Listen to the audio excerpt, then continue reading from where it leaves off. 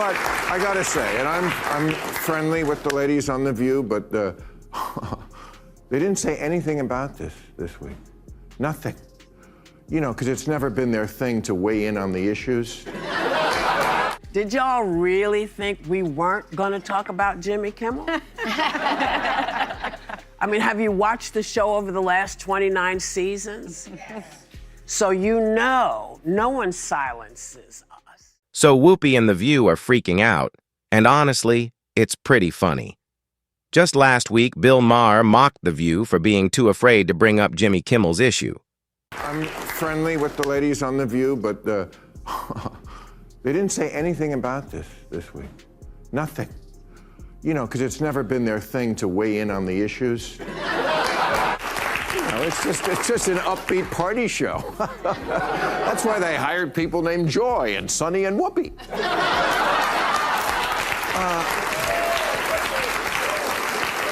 But you know, girls, let me go out strong, okay?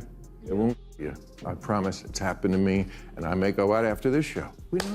The View has always jumped on every headline since it began. Remember a few weeks back when I showed that clip of a former panelist admitting they often get only a few hours to prep before tackling major controversies? Exactly. That's why it stunned viewers when, right after Jimmy's suspension, The View went on air pretending they didn't know ABC had pulled Kimmel. Maher ripped into them for being too scared to risk their comfortable spots by mentioning him. But here's the twist. The View finally spoke out. And what they said is unbelievable. Y'all really think we weren't gonna talk about Jimmy Kimmel? I mean, have you watched the show over the last 29 seasons? So you know, no one silences us. And to all my friends in Italy who reached out, you have to know it's okay, we're still here, we're still broadcasting. And when the news broke last week about Jimmy Kimmel's suspension, we took a breath to see if Jimmy was going to say anything about it first. We did the same thing with Stephen Colbert. The View has always jumped on every headline since it began. Remember a few weeks back when I showed that clip of a former panelist admitting they often get only a few hours to prep before tackling major controversies? Exactly. That's why it stunned viewers when, right after Jimmy's suspension, The View went on air pretending they didn't know ABC had pulled Kimmel. Maher ripped into them for being too scared to risk their comfortable spots by mentioning him. But here's the twist. The View finally spoke out, and what they said is unbelievable. And our show was on tape on Friday, but we are live here today, and we're getting into it now. You cannot like a show. Now, I want to make sure I got this right. To be clear, you cannot like a show and it can go off the air.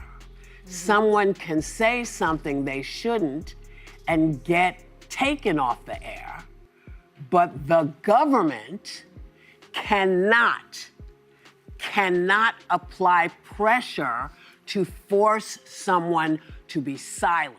Did you notice how unusually cautious Whoopi was while reading that statement? It was almost laughable. She looked genuinely worried that one wrong word might get her in trouble, or even cost her the job. Since when has Whoopi Goldberg ever been known for strictly sticking to a teleprompter? Exactly. Never. So let's drop the tough act, because that nervous delivery exposed everything. And here's the twist. Jimmy Kimmel is already back on ABC after what now appears to have been just a short suspension. The View always knew he was returning, which is exactly why they finally spoke up. Suddenly bold, but only once the coast was clear. Meanwhile, Maher kept piling on with his shots at The View. The FCC says they're going to go after maybe next The View. They got a new show lined up. It's going to be great. It's called Morning Wood with James Wood. Maher didn't hold back. He openly mocked The View, joking that after Jimmy's suspension, they could be next, swapped out for newer programming. And honestly, that thought crossed my mind too. Now, to be clear, I'm not on the cancel The View train. Like them or not, they've cemented their place in daytime TV. But here's the issue. They constantly fire off takes without verifying anything. They'll bend a headline, blow up a scandal, and push it as solid fact before the story even settles. That's not fearless, it's careless. If anything, this mess should be a wake-up call. Nobody's saying they need to disappear completely. But maybe it's time they realized credibility counts, because if they keep playing loose with the truth, Maher's jab might not stay a punchline. It could turn into a preview. And yes, he also lobbed a shot at Jimmy Kimmel. You know, Jimmy, look, I don't think what he said was exactly right. I don't. We don't agree on that. He didn't lose his job for it. He said the MAGA crowd was trying to characterize the assassin as anything but one of them, because the 22-year-old kid in jail, his family was MAGA. As if a 22-year-old with a trans girlfriend never rebelled against their family. Maher didn't hold back. He openly mocked The View, joking that after Jimmy's suspension, they could be next, swapped out for newer programming. And honestly, that thought crossed my mind too. Now, to be clear, I'm not on the cancel The View train. Like them or not, they've cemented their place in daytime TV. But here's the issue. They constantly fire off takes without verifying anything. They'll bend a headline, blow up a scandal, and push it as solid fact before the story even settles. That's not fearless, it's careless. If anything, this mess should be a wake-up call. Nobody's saying they need to disappear completely. But maybe it's time they realized credibility counts, because if they keep playing loose with the truth, Maher's jab might not stay a punchline. It could turn into a preview. And yes, he also lobbed a shot at Jimmy Kimmel. But was he on the left? I don't know that either. And I hate to do this. I'm tipping the end of the show, which I work so hard on to keep a secret from the rest of the show. But it's too relevant. What I'm talking about at the end, I'm going to have to say now, which is that it is a fool's errand to try to say that these nuts who do these things are any team. Maher cut through all the noise. He plainly said Jimmy went too far, but also argued it wasn't grounds for losing his job. And honestly, he's right on both points. Kimmel shouldn't have been fired, and technically he wasn't. What he got was basically a slap on the wrist, a short suspension dressed up to look like real punishment. Let's be clear, though, that suspension wasn't really about discipline. It was ABC's way of saving face, acting as if they were holding him accountable while fully planning to bring him back. Maher called it exactly how it was. And that kind of honesty, as rare as it is, set him apart from the rest. But, you know, look at what this guy is doing. I mean, Jimmy has every right to be wrong, but look at this guy. He was doing porn video games with furries. He was on a game called Furry Shades of Gay 3.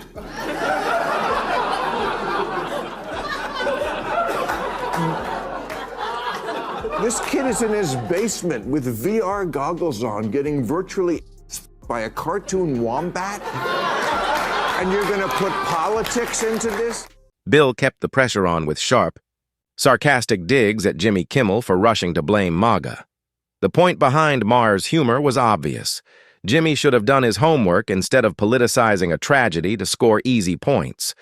A few minutes of fact-checking would have saved him from humiliating himself on national TV. If he had slowed down, he would have realized the incident didn't fit neatly into any political category. No MAGA connection, no clear ideology, just a disturbed individual. But Kimmel, eager to ride the anti-MAGA wave, dove in without proof. That's why Maher's mockery hit so hard, because it was accurate. Jimmy's snap judgment wasn't just careless. It exposed him as partisan and reckless. In the end, Maher's point wasn't just about Kimmel. It was a reminder that facts matter more than spin. This kid doesn't belong in either party. He belongs in a straitjacket. He's an outpatient who should not be out. But you have the right to be wrong, or to have any opinion you want. That's what the First Amendment is all about. I was defending it last week on this show against what they're doing in England against the left. Come on, guys, be fair. Okay, let's pause and break this down. The main reason Jimmy Kimmel was pulled from late-night TV wasn't really about his words. It was about the money. As soon as he launched into those anti-MAGA remarks, Disney, ABC's parent company, saw its stock tumble. And it wasn't some minor dip. Reports say Disney's stock slid about 2%, wiping out nearly $4 billion in market value within hours of Jimmy's rant. Losses like that send shockwaves through both investors and executives. So ABC didn't sideline Kimmel out of principle or morality. They did it to stop the financial bleeding. It was pure damage control. When billions are at stake, protecting shareholders comes before protecting a late-night host. Kimmel's suspension wasn't just discipline. It was a sacrifice to safeguard Disney's bottom line. So, Jimmy, let me just say, pal, you did a great, funny show for 2 decades. You should be proud of that. If this firing goes for you the way it did for me, you'll get 23 years on a better network. Maher wasn't about to end his monologue without taking aim at the Democratic Party. And honestly, who could blame him? Since their crushing loss in last year's elections, the DNC has been a shadow of what it once was. The polished machine of the past now looks more like a circus scrambling just to stay relevant. And it shows.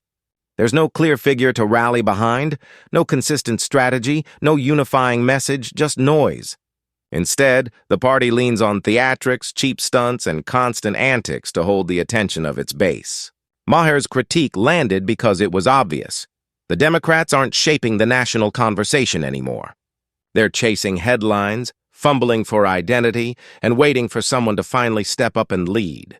Disney is letting the so-called comedy show return after a week's suspension. Some broadcasters are refusing to let his show back on air. Nexstar Media Group, which is the largest local TV broadcasting company in the US, announced that its stations will focus on continuing to produce local news and other programming relevant to their respective markets. What good news. Look, the company says, we made a decision last week to preempt Jimmy Kimmel Live following what ABC referred to as Mr. Kimmel's ill-timed and insensitive comments at a critical time in our national discourse.